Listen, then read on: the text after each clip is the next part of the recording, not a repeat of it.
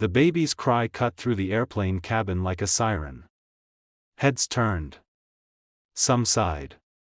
Others rolled their eyes.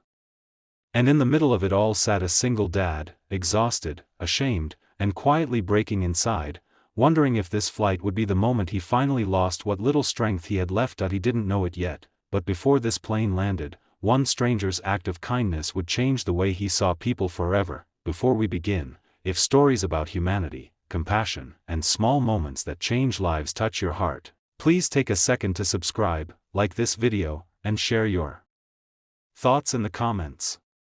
You're watching Kindness World, where every story reminds us that kindness still exists. The man's name was Daniel. He was in his early 30s, wearing a wrinkled hoodie and dark circles under his eyes that told a story of many sleepless nights. In his arms was his 6-month-old daughter, Lily, red-faced and crying with a force that seemed impossible for such a tiny body. Daniel hadn't planned to fly alone with a baby. But plans changed when his wife passed away unexpectedly just months after Lily was born. Since then, life had become a blur of bottles, diapers, grief, and learning how to be both mom and dad at the same time. This flight was supposed to be simple. He was traveling from Chicago to Phoenix to stay with his sister for a while, hoping family support might help him breathe again. But the moment the plane took off, Lily started crying, and she didn't stop. Daniel bounced her gently. He whispered. He fed her. He checked her diaper. Nothing worked. The pressure in her ears made her scream louder, and with every cry, Daniel felt smaller. A man across the aisle muttered something under his breath. A woman a few rows up shook her head. Someone else put their headphones on aggressively. Daniel's hand started shaking. I'm sorry, he whispered to no one in particular. I'm really trying. Tears burned in his eyes, but he forced them back. He had promised himself he wouldn't break down in public anymore. That's when he noticed her. She was sitting a few rows ahead, by the window. Early 30s, maybe. Calm face. No signs of annoyance. She turned around slowly and looked straight at Daniel, not with judgment, but with understanding. She unbuckled her seatbelt and stood up. Daniel's heart raced. He braced himself for a complaint, a request to move, or worse, a flight attendant being called. Instead, she smiled softly. Hey, she said gently.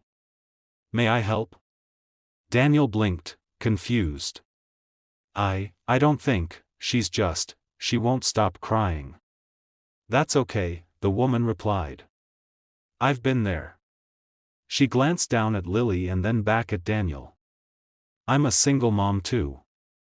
That word, too, hit him harder than he expected. My son is 6 now, she continued.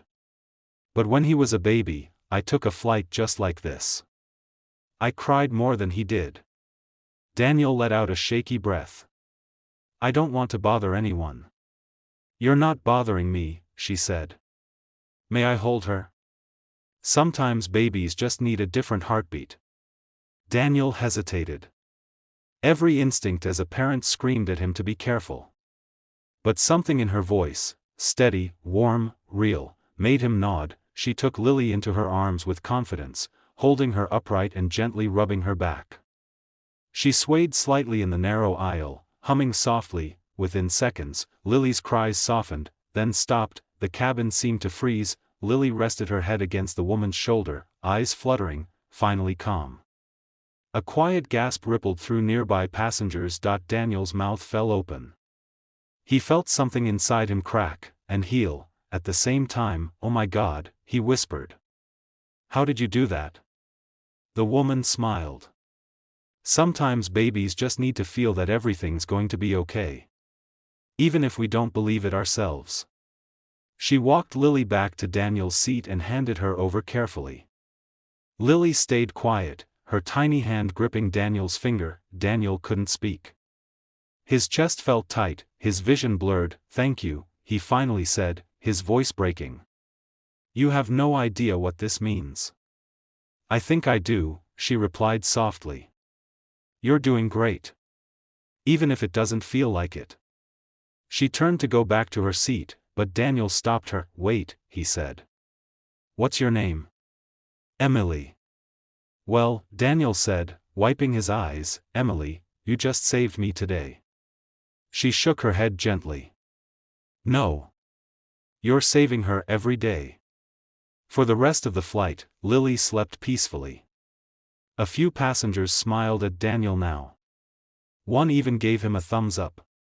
The tension that once filled the cabin was gone, replaced by something warmer, human. When the plane landed, Daniel saw Emily waiting in the aisle.